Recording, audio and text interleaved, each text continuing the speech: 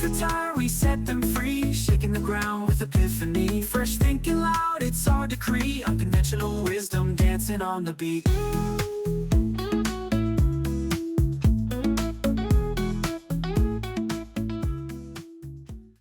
Hey there, Kim Miller-Hershon, Kim Miller-Hershon Coaching and Consulting. You are listening to Unconventional Wisdom about conventional wisdom. I have my guest here today, Julio Gonzalez. He is going to razzle dazzle you. I can't wait for you to meet him.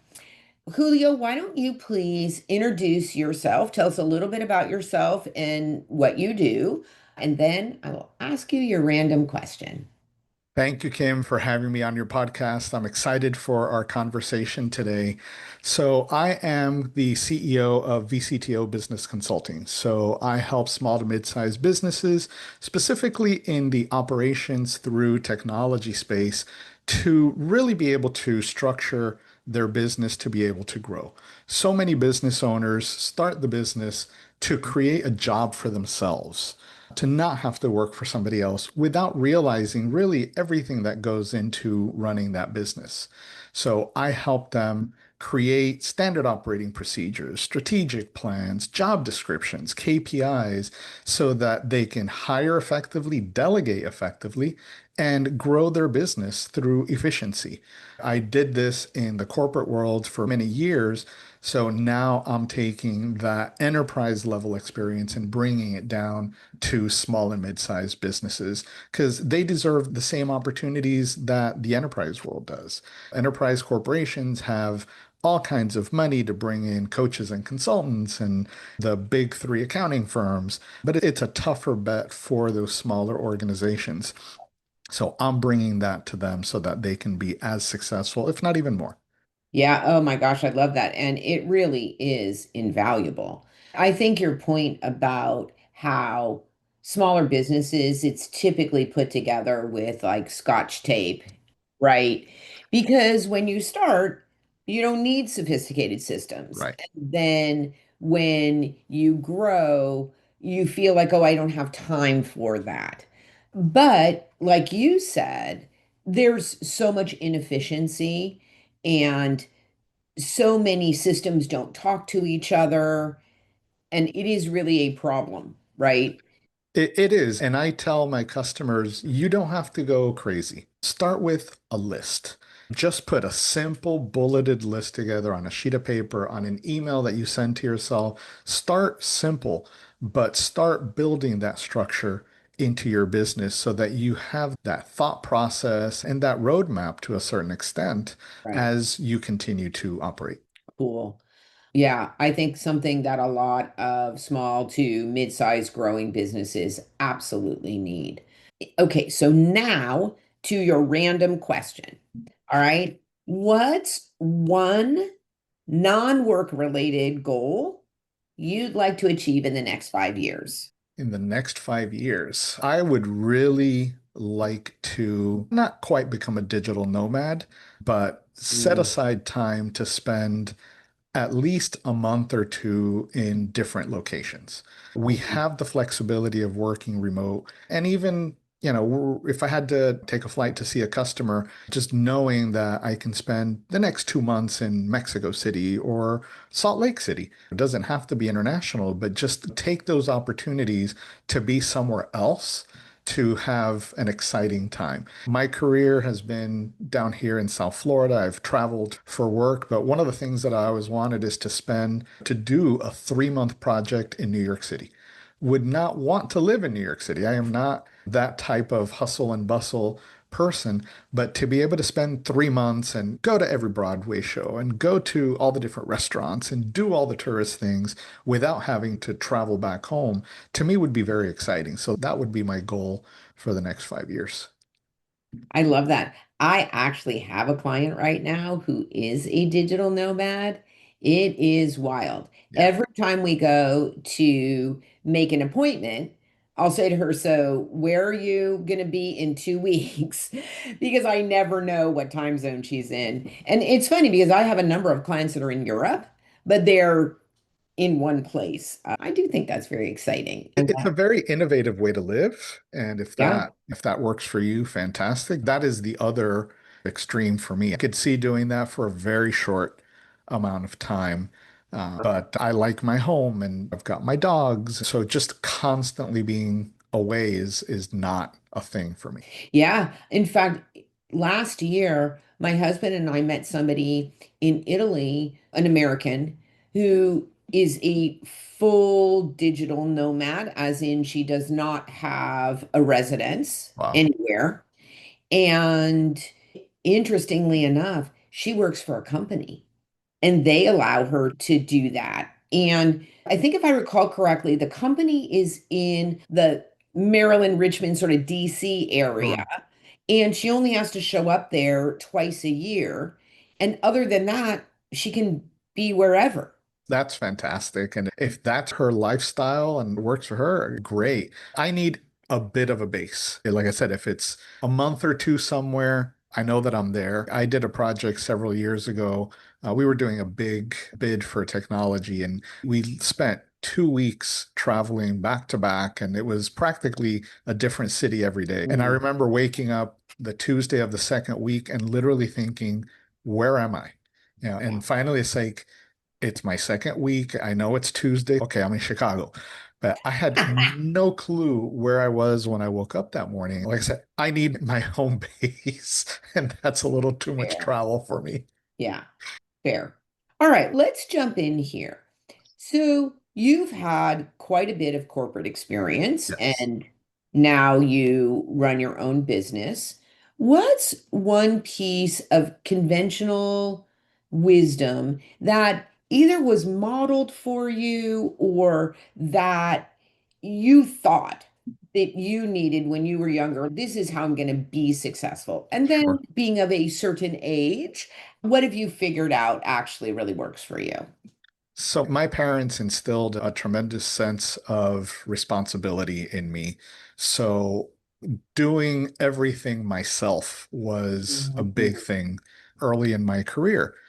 And I had to be the one to do it because I had to do it right and I committed and all that kind of fun stuff. And over time, as I worked into more leadership types of roles, that wasn't practical. So I had to learn how to delegate. I had to learn how to communicate better because leadership would come to me and tell me, I need you to do this. And it wasn't necessarily you, it was your team. Right. So understanding what the task at hand was and being able to communicate that effectively was a critical shift for me. And what I learned is that I do much better working through people because it's a force multiplier, right? So if I can be a better leader and lead my staff better, I can get that much more done. So absolutely, that concept of you have to do it all yourself simply doesn't work for me anymore. Gosh, there were so many gems in there. I think I want to pull out the part about learning to communicate. It's a really interesting place to be, right? Where you have to make sure that you understand what leadership actually is asking you to do, number one. And then you have to be able to not just communicate, but delegate and hold people accountable.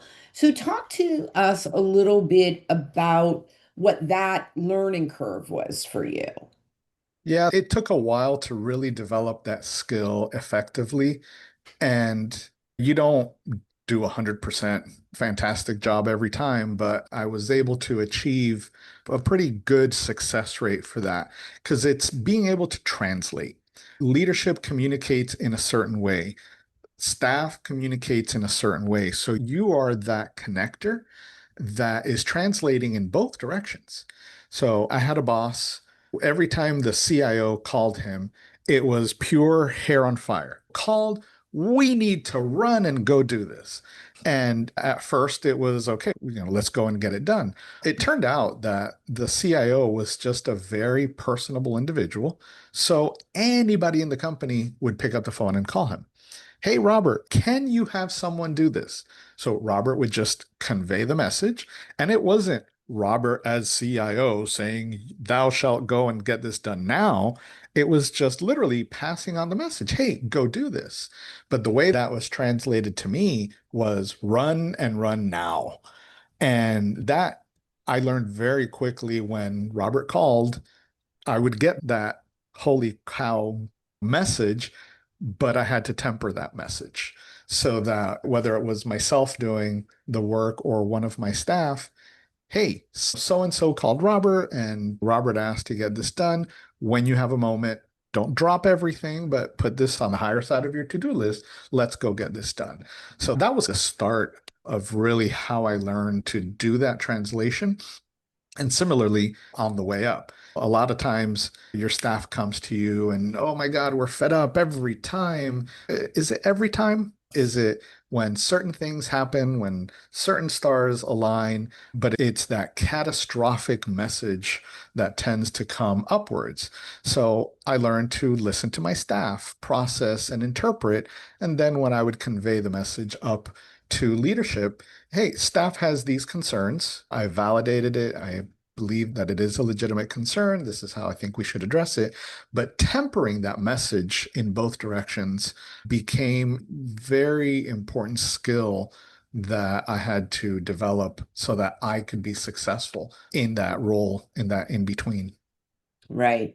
That idea that you actually have to think versus just react. Yeah.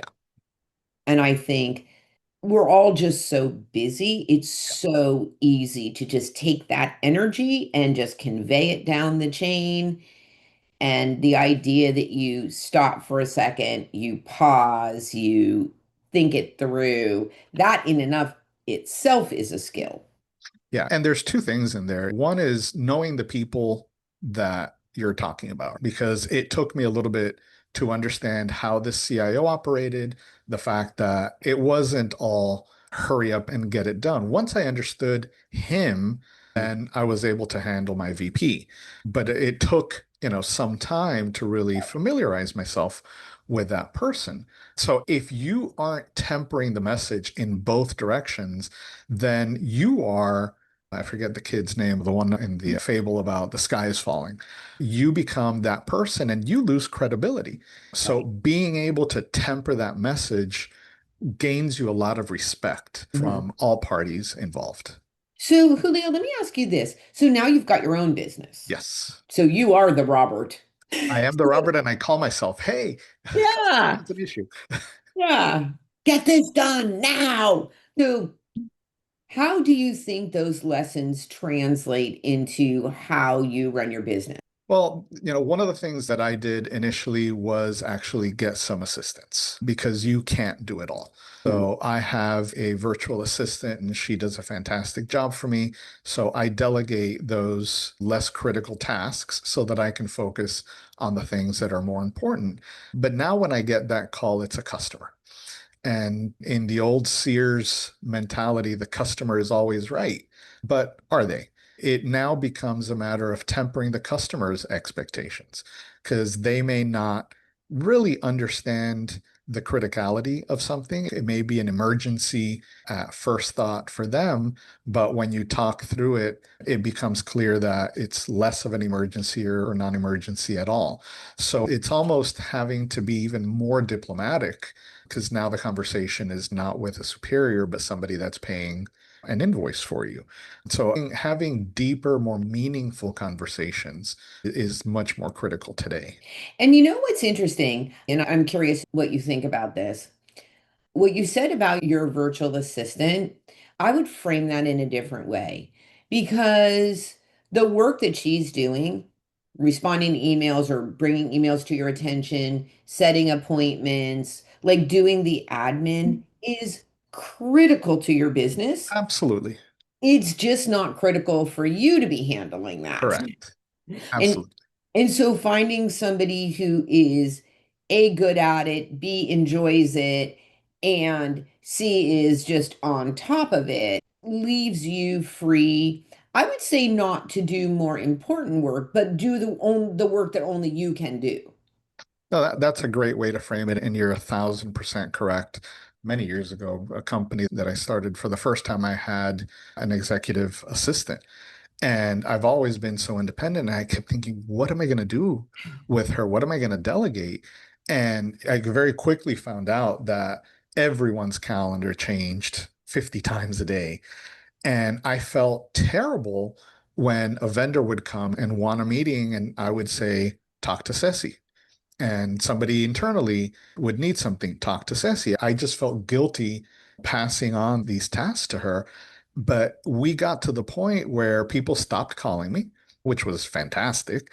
And my calendar would just change throughout the day. And I would tell people, whatever my calendar says, that's what Ceci put in there. That's where I'm going. I don't care word of mouth. I don't care anything else. You want to change something? Have a conversation with Ceci, and that's where I'm going to be. And that became a fantastic way to manage my calendar. Yeah. Yeah. I don't know what I would do without my assistant. Amazing. Yeah. All right. So you've had a long career, right? And now you've got a company. What's one thing that people just assume that you have totally figured out that internally you still wrestle with? Well, generally, people think you've got it all worked out, and that's definitely not the case. One of those areas is, I would say, work-life balance. And this goes back to that philosophy of my parents of really the responsibility. I've always strived to complete any requests and meet all my responsibilities. And that's often come at the expense of my personal self. So work-life balance is one of those things where I still don't have it all together because I absolutely have to meet my commitments and then I'll take care of myself. And I've gotten much better, but still it's a thing. And the way that I share it with others is I've always been a heavy person, and my food intake, my exercise is probably my biggest challenge because I always put myself last in that. When I'm super busy, I'll not eat. And then, of course, when that moment comes to have a meal, it's just that desperation and eating that much more. So that's something that I've worked really hard to improve. And all people see is I deliver on all of my commitments, but they don't see that commitment to myself. So Right. that's probably the biggest challenge. Yes. Time management relative to responsibility, to the things that you say yes to, and what actually can you say no to, Yeah. I think are really difficult conversations. And just the same way that we were saying before is that you've got to pause, right? Often it's not a conversation. You're just like, oh, yeah, I can do that. I have the ability to do that, but we don't think about, do I actually have the capacity? And so that is potentially a different conversation, right? Yeah. Okay, that's good. All right. So if you could rewrite the rule book on leadership, what's one outdated belief that you would throw away and what would you replace it with? That's a bit of a tough one for me because you look at leadership historically and you have to keep your business and your personal life separate. And I've had bosses where you do not interact personally with your staff. Oh, And okay. that, in many situations, it makes things more difficult. I've always been a very open individual, so I believe in being vulnerable with staff, demonstrating that I'm human. Because a lot of times it's almost like that elementary school teacher. You saw the teacher at the grocery store, and it was just like, wow, they shop. Yeah. Being vulnerable is, I think, a double-edged sword because if you're too vulnerable, then, oh, this person's too emotional. And so finding that balance is, I think, very important. But you do have to have that personal relationship, demonstrate that you have a life, that you are human, for other people to see you almost as an equal or at least equally human. And so tell us a little bit about your story and your journey around you had a big transition in your life. Tell us a little bit about that. And then also if you could relate it back to your work life and how it affected that. Yeah, absolutely. And it's a story I love to share because I've worked so hard throughout my career for everything that I do. And part of that is really servant leadership approach. And it's funny because I'd go to interviews and, what's your top goal in taking this position? And the answer was always, I want to help the company grow. And it's almost like a trite response, but that is truly my why. Right. I was in technology for 39 years. I started working in technology when I was 17, still in high school. So it's been a while. I've been in every aspect of technology. I'm really going to date myself here. I did PC training for a year in WordPerfect and Lotus 123 for DOS. Right. That was a long time ago. I wrote the curriculum myself, and it was an interesting time. So I've been around the block. But what ended up happening is as I went into leadership roles in technology, I had to start saying no because the business didn't know what they were asking for. We need this widget. Great, I'd give them the widget. That's not really what I need. I need this other thing or this extra feature. And it got so challenging that I would tell them, let me go into your business and let me see what's going on. So I started fixing operations. And my last 12 years in the corporate world, I was CIO, not COO. But I spent more time in operations practically than I did in technology because I had no choice but to go in and fix the operations in order to be able to provide an effective technology solution. So when I decided to start my own business, I thought, do I start a technology company? What do I do? And what I really enjoy is that operations improvement role. So in what I do, I'm doing basically the same thing that I've been doing in the corporate world for the past 15, 20 years, going into operations, fixing them.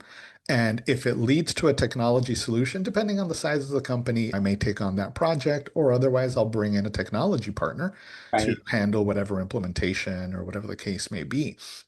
But yeah, that evolution as I went into more senior roles, it truly became a business value driver where technology's always been that black hole of expense that nobody knows what IT does. They just consume a lot of money. But I was out there generating money for the business. And I'll give you the perfect example. My last W-2 employer, they were 60 million in revenue when I came in 3 years. I took them to 220 million and a successful exit. And throughout that process, we had a very specific example. Some leads would come through a web portal. And I implemented a system to not have to have a body sitting there looking at these leads. So it would sit there, watch a website, scrape the information, and just through some very simple technology, all of a sudden we were generating the first year, which was just a couple of months, was like 250,000 in revenue. But we got to where we were generating 7 million a year just through some very simple automation. And had I not gone into the business to understand what they were doing, we Right. never would have looked at that technology. Yeah, very interesting. I want to hit a point that you said before, which is around being vulnerable at work and get a little bit more on the personal side of things and how you deal, because you had a big transition in your personal life, right? And how you potentially, or not potentially, how you dealt with that in relationship to your work life. So do you want to talk a little bit about that? Sure. I was married for 18 years, father of two, and lived in the single family home with a white picket fence and all that kind of fun stuff.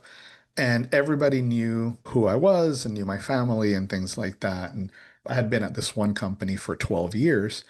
And during my time there, I got divorced and came out. And it was a liberating experience because I always felt I was living under this dark cloud. And it turned out that the whole being closeted situation was really what was causing that. but I learned a lot about people. And I had a very upsetting situation because I made a mistake. I'm a skier. The first time I went skiing, which was like almost 25, I went kicking and screaming, wanted nothing to do with it. And I got so hooked. It's the one thing that I do every year. That was the last thing that we did before COVID hit. And it was the first thing that we did when things started opening up. And I had a timeshare and I would go skiing twice. I'd go 1 week with the family and then 1 weekend alone. Because with small kids, I would spend my entire week with some of them up top and the rest at the bottom, and you hurry up and you slow down. So I started going back for just like a 3 day weekend alone and really just ski my butt off. So that was my time to ski. And everybody at work knew the story. And I had an employee that said, "Hey, I'd love to come with you one day." And he was in a different city and I didn't see a big deal. So we went skiing together. Balance of power, not a good thing. We got back, and shortly after that, I promoted him and relocated him to South Florida. And there were already rumors about my sexuality. And the one that really bothered me is that this person performed sexual favors, and therefore that's why they got the promotion and the relocation. And what upset me was not so much the rumor itself, but the person that was spreading the rumor knew me and knew my character. And there is never, ever a situation where I would trade anything for a promotion or anything of that sort. So it upset me that they thought that I would. That was super disturbing for me and happy Yeah, at the same time. because you made a comment before about how much of your personal life do you share at work and getting vulnerable and sharing your personal life. Those are not necessarily the same thing. But I think, did you ever have anybody at work who you feel, aside from that story, that discriminated against you once you came out, do you think? I would say no. That my coming out was very matter of fact and kind of the way that I approached it. So again, I had been at that company for 12 years. The divorce and coming out came about probably at year 9. And I didn't come out other than to certain individuals at that company. I came out at my going away party because at that point, deal with it. Because for me, it was that much more challenging. Yeah. Having been a married individual, now all of a sudden I'm out and I'm divorced and gay. So that I didn't want to deal with that. But at the going away party, it's this is what it is and deal with it. Going forward, though, at each job that I started, they were all leadership jobs at that point. First day on the job or first staff meeting or whatever the case may be, when I'm introducing myself to my staff, I just introduce myself as I've been with my partner. We weren't married at the time, but I've been with my partner for X many years. I also have 2 children. We have dogs, blah, blah, blah. And it was just very matter of fact. And I didn't play into any concerns or speculation at that point. And it's funny because in the last company, it was a more Hispanic group.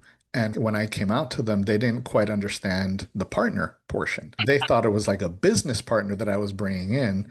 I went on vacation shortly after starting, and of course, all the conversations going on. So, one Anglo employee that I had was speaking to the development manager, and the development manager is asking about my partner coming in and all this stuff. And he's, "You don't understand, he's gay." Yeah. And then all of a sudden, it's, oh, and that was the extent of the conversation. So I heard that story after the fact. And it was funny kind of thing. But no, thankfully, I've not ever really felt any discrimination. Definitely some judgment. I had judgment from my own family for that. But in terms of real discrimination, no, I wouldn't tolerate that. So I was just very matter of fact about it all, and nothing came of it. Yeah.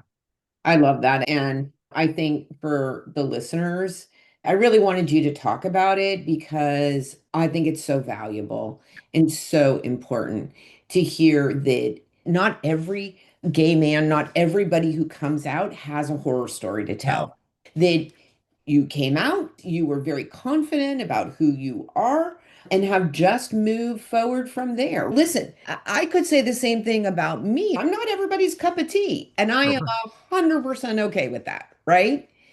And I am who I am, right? You are who you are, especially coming from a Hispanic family that Yeah. you are just so clear about who you are, I think is amazing. And really a testament to you and a testament, I'm sure, to a lot of work that you did to get here. Yeah, and we can talk about some of the DEI programs and stuff and argue on either side of that. But DEI programs are not about quotas. Yes, some companies have treated them as quotas, but philosophically, it's not about quotas. It's about giving people the right opportunities. And I'm seeing almost a bigger problem right now with ageism. And we need programs around making sure that we're giving opportunities to older individuals. I was reading an article just yesterday or the day before. I just turned 52 years old and I can't find a job. And that's very young to have ageism being used against you. But with the speed of technology and now AI, you have to be that much more on it. And I'll give you an analogy. I'm not a huge fan of Madonna. I like some of her music. She is what she is, but I give Madonna so much credit for making herself over again and again. In the 80s, she made herself into a superstar. In the 90s, I think it was it Britney Spears came about. Madonna started taking a back seat and she reinvented herself and marketed herself all over again.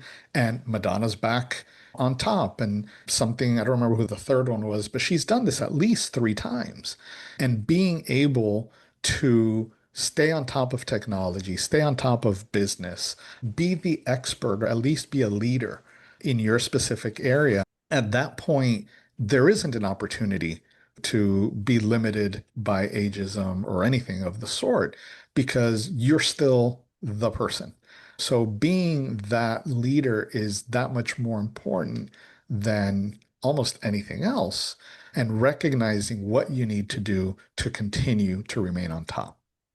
Right. Okay.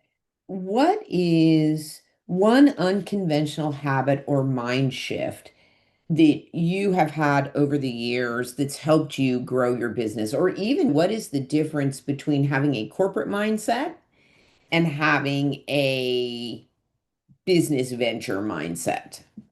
So I'll give you both. And I don't know what the actual quote is because it was in a book I read a long, long time ago. But there's a tribe in Africa that walks, and they'll walk for weeks and months at a time, and then all of a sudden they'll stop and just camp out for a while. And there was some researcher following them and trying to understand them. And when they stopped, the researcher asked, "What are you doing? Why are you choosing to stop now after you've been walking for so long?" And the answer that he got was, "We need time for our souls to catch up." And I just got goosebumps saying that. That was so meaningful to me. We're always running and running, and there's nothing wrong with staying busy, doing things, but sometimes we just need time to ourselves, for our families, away from everything to stop and let our souls catch up. That may be a vacation. That may be a Saturday afternoon where you hole yourself up in front of the TV, but whatever that is for you, it's finding that quiet time to really focus on yourself, process everything that's taken place. For a while for me, that was journaling.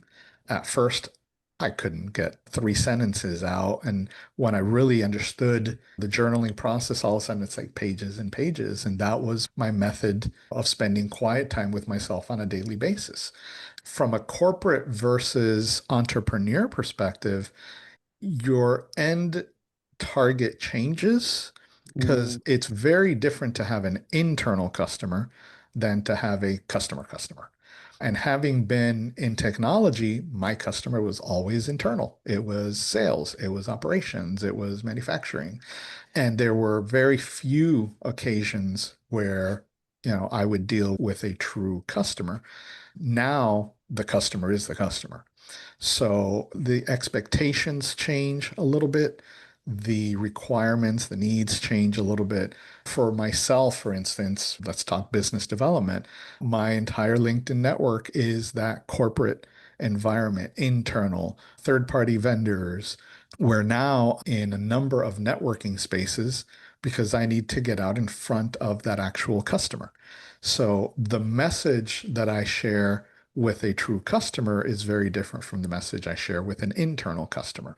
Because internally, it's corporate strategy and next initiatives for the next 60, 90 days, where for a customer, it's we may have a project, we may have a new rollout, whatever it is, and their timelines are theirs and they own it, and you're here to support them in that initiative. So it's been an interesting shift, a very exciting shift. I'm having a blast doing what I'm doing. But it is for those entrepreneurs looking to leave a corporate role into being a solopreneur, you do have to change how you approach things, timing. I was talking to a young gentleman the other day on my podcast, and when he got started, he set up an office and he got internet and all of these services, and all of a sudden he's on $3,000 a month in expenses and not one customer.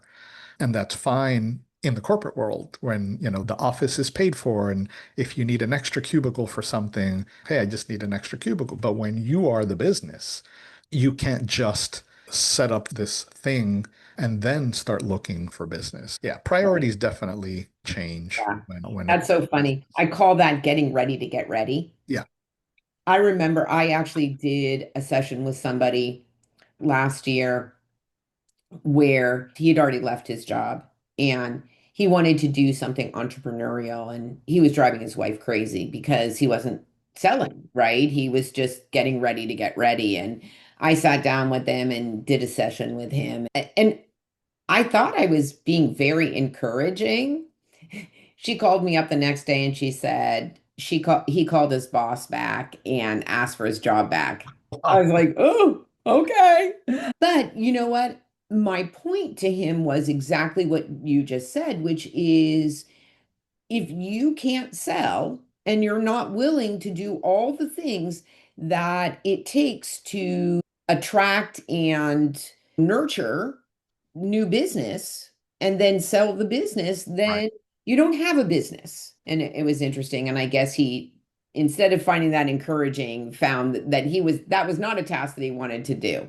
Really, if that isn't what you want to do, then you'd have no right opening a Absolutely. business. Yeah, and too many people think that it's easy. I'm going to put up my shingle and all of a Yeah. sudden you have customers. I see this at the chamber. I'm part of the Hollywood Chamber of Commerce. I'm chair of the ambassador committee, and we have new companies come in all the time and then they drop out because the chamber never got me any business.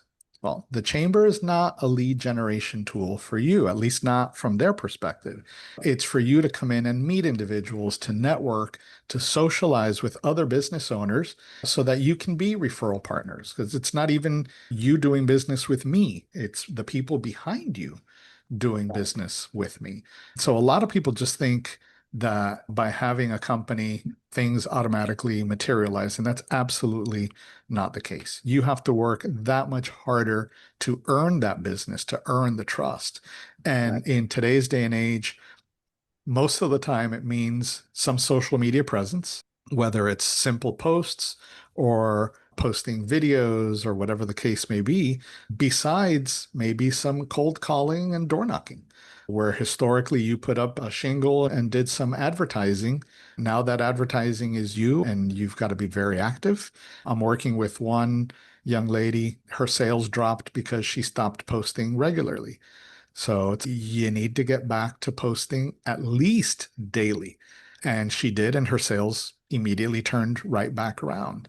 So you can't take a break in many cases. And for her, we're looking at how to give her that ability to take a break by outsourcing her social media management Okay. because she can't continue to do it all. There's a quote that I've seen in a couple different ways, and the universe talks to me sometimes, and I've seen it everywhere. Poor people buy things, rich people buy time.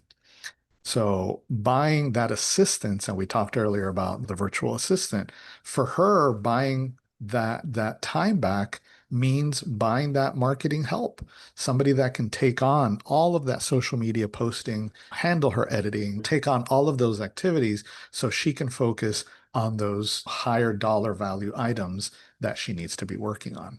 All right, let's bring this home. We want to know, when does that imposter syndrome, that lack of confidence, when does that get triggered for you? And when it does, what do you do about it? Give us some tips, please. So for me, imposter syndrome happens. I think it happens for all of us, some more often than others. But anytime I'm doing something new, it's the butterflies in the stomach and can I really do this? And am I the right person for this? And it's really a reminder that I am stretching. I've been successful throughout my career and in my business because of all the historical successes and learnings. I've always been that problem solving individual. I've always been the one put into the weird situations where I've had to find solutions. So, what is different about taking on a project, maybe in an industry that I've not worked in before? So, having those butterflies in your stomach actually work to remind you that, hey, you might need to do a little bit more work on this one, but I know that I can still get it done. So the way that I address it first and foremost is recognizing that and Mhm. then doing the work, doing the research necessary to quickly come up to speed on whatever that task is. And now with all the AI resources that we've got, it's so much easier to do because you can ask ChatGPT, hey, how does this work in this specific industry? And you don't even have to go do a ton of research. So yeah, educating myself is the way that I address imposter syndrome. I love that. All right, we did it. Woohoo! Julio, thank you so much. This is such a valuable conversation. I know that the listeners just got so much out of this, and I really and truly appreciate how open you were and transparent. And I can guarantee you that you have helped people. Really appreciate it. I thank you so much. And I love talking to you. I know that we're going to be talking a lot more going forward. I really do hope that this has helped some of the listeners because I'm just an individual and I've had some interesting challenges and experiences throughout my life. And if I can get through them, everyone else can too. It's putting the effort and doing the work. Whether it's personal or business, everything is addressable. Reach out to people around you. Use your resources because people want to help. Yeah, yeah, I love that. That's really two things, right? Which is you're not alone. You got to ask for help. And secondly, it's just you got to put in the work.